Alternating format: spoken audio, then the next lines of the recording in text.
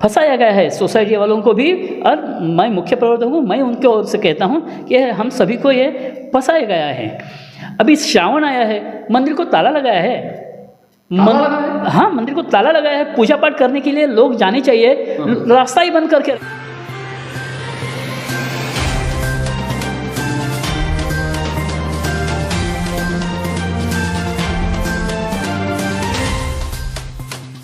नमस्कार, मैं पूजा पांडे। आप देख रहे हैं मेट्रो दिनांक टीवी न्यूज। आइए देखते हैं आज की खास खबर।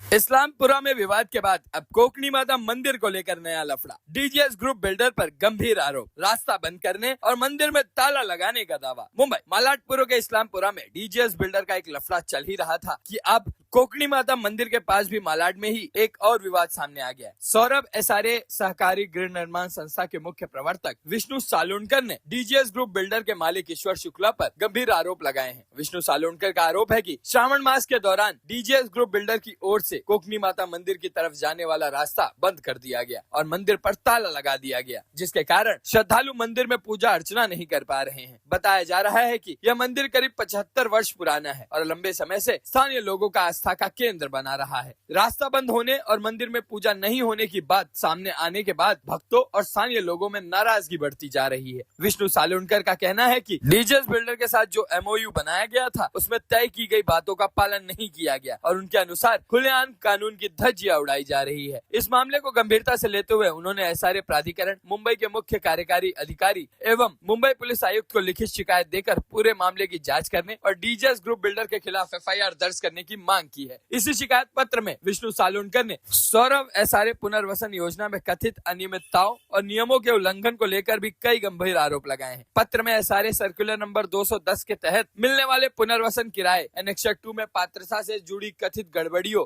फाइल नॉट रिसीव्ड के नाम पर लंबित मामलों, जनरल बॉडी रेजोल्यूशन यानी जीबीआर में कथित अनियमितताओं तथा सरकारी कार्यालयों में कथित रूप से गलत या भ्रामक दस्तावेज प्रस्तुत किए जाने की जांच की मांग की गई है। शिकायत में विकासक संस्था के कुछ कार्यकारिणी सदस्यों, आर्किटेक्ट और संबंधित एसआरए अधिकारियों की मिली भगत जांच करके उनके खिलाफ एफआईआर दर्ज करके कार्रवाई करने की मांग की गई है। हालांकि ये सभी आरोप शिकायतकर्ता विष्णु सालोनकर की ओर से लगाए गए हैं और इनकी स्वतंत्र पुष्टि अभी होना बाकी है। दूसरी तरफ इस मामले में डीजीएस ग्रुप बिल्डर के मालिक ईश्वर शुक्ला से संपर्क करने का प्रयास किया गया, लेकिन उनसे संपर्क नहीं हो सका। वहीं उनके अधिवक्ता आनंद सांगवीकर ने मंदिर विवाद पर पक्ष रखते हुए कहा कि कोकणी माता मंदिर का विवाद और वहाँ के लोगों का डीजीएस के विकास कार्य से कोई लेना देना नहीं है। ऐसे में अब सवाल है कि आखिर कोकणी माता मंदिर का रास्ता क्यों बंद हुआ, मंदिर पर ताला किस वजह से लगाया गया और एमओयू में वास्तव में शर्तें क्या थी। इन सभी सवालों का जवाब जांच के बाद ही साफ हो सकेगा। इस पूरे विवाद के बीच स्थानीय रहवासी और श्रद्धालु प्रशासन से मामले की निष्पक्ष जांच और वास्तविक स्थिति स्पष्ट करने की मांग कर रहे हैं। साथ ही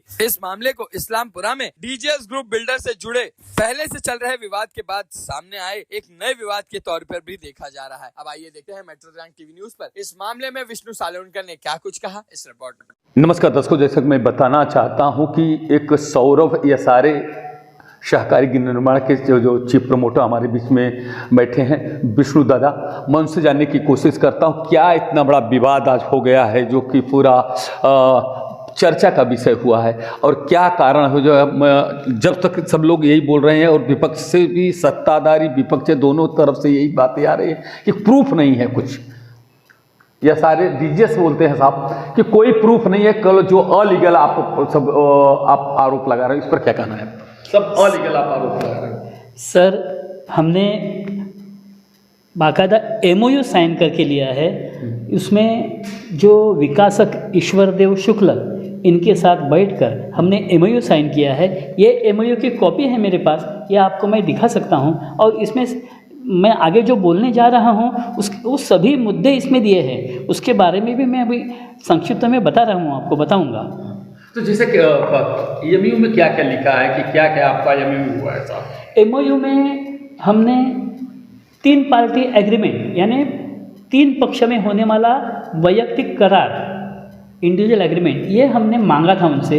पहला पक्ष इसमें झोपड़ी धारक होता है, दूसरा पक्ष बिल्डर विकासक होता है और तीसरा पक्ष झोपड़ी धारक को कंफर्म करने वाला सोसाइटी होती है। तो सोसाइटी को इन्होंने निकाल दिया उसमें से।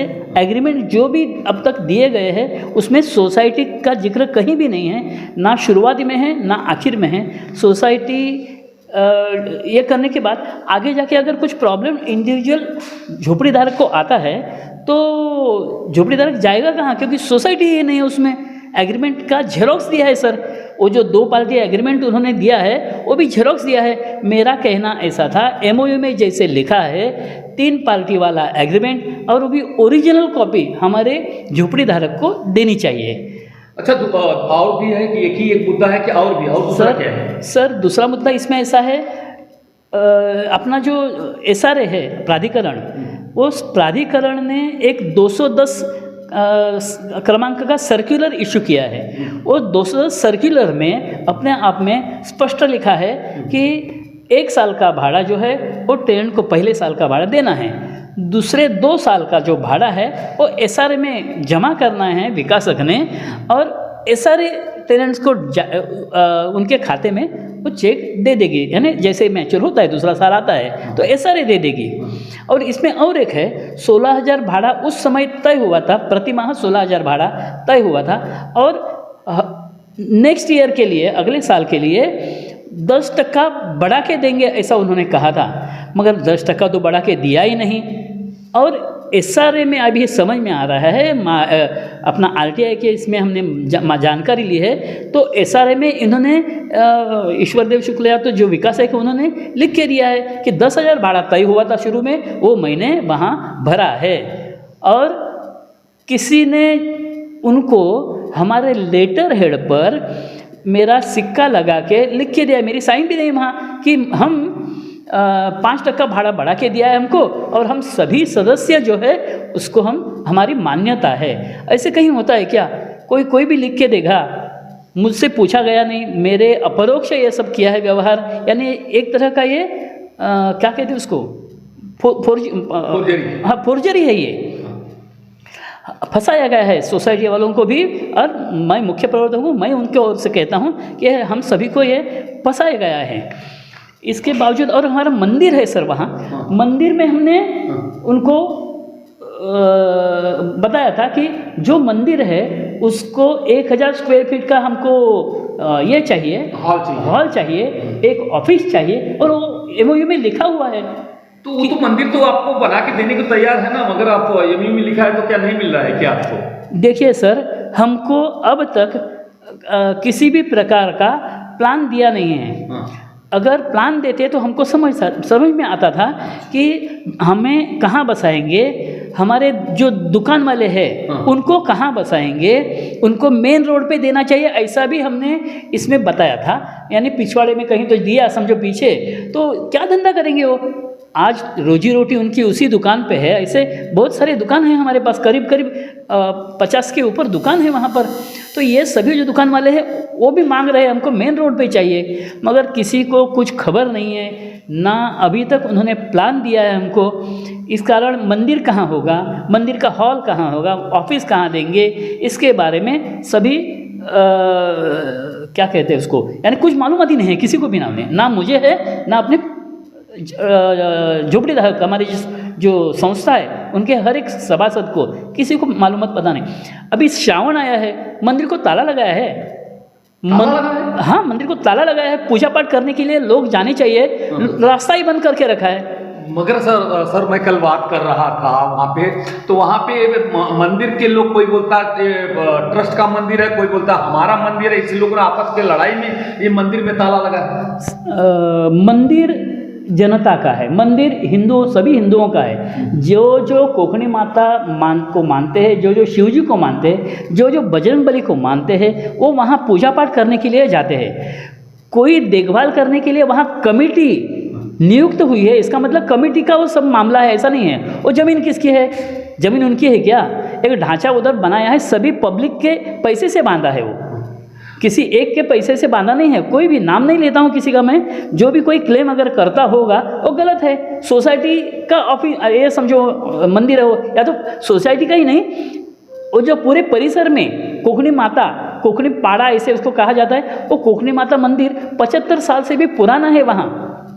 अच्छा विष्णु साहब, ये बस यही आपका यही है ना आपका, और दूसरा तो नहीं है ना और कोई मुद्दे। मगर मैं ऐसा उनका मैंने कल बात कर रहा था, उनके जो प्रतिनिधि हैं उन्होंने बताया कि जो विष्णु जी हैं वो गलत आरोप लगा रहे हैं। हस्ताक्षर उन्होंने ही किया था, मगर वो उनकी जो डिमांड थी वो डिमांड पूरी नहीं हुई। जो डिमांड वो अलीगल रूप से डिमांड मांग रहे थे कि कुछ अपने निजी स्वार्थ के लिए उन्होंने मांग किया था, वो हम लोगों ने ना बोल दिया कि नहीं मैं अलीगल काम नहीं, जो लीगल में काम होगा वही मैं काम करूंगा। उन्होंने जो आपने अप्रोच किया था, मांग किया था अपना निजी स्वार्थ के लिए, इसके लिए आपका वो पूरा नहीं हो, इसलिए आप फर्जी बता रहे हैं कि नहीं ये जो हस्ताक्षर है वो फर्जी है। कहाँ तक सही?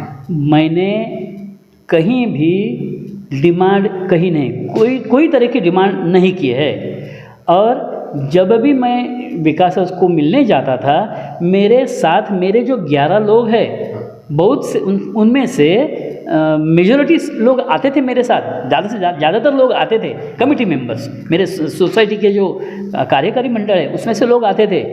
तो मैं ऐसे डिमांड कैसे करूं? उनका वकील बोल रहे थे कि नहीं डिमांड कर रहे थे ऐसा। तो डिमांड करने तो उनको प्रूव करना चाहिए। देखो विष्णु ने ये विष्णु सालवनकर हमारे चीफ प्रोमोटर इसके जो है, उन्होंने ये डिमांड किया है, देखो ऐसे बताना चाहिए। अरे इसके विरोध में मैं कहता हूँ, यानी मेरी डिमांड है या तो मैं बुरा हूँ ऐसे वो कह रहे हैं। इनको किसी सदगृहस्थ ने 8 करोड़ रुपया दिया है, वो वायरल हो रहा है अभी।